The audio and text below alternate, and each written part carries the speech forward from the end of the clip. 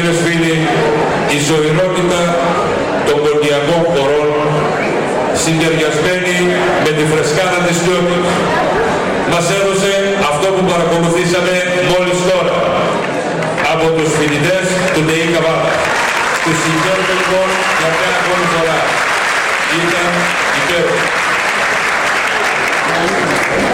Συνέχεια στην απόψινή μας εκδήλωση με τον πολιτιστικό λαογραφικό σύλλογο Ιθράκη.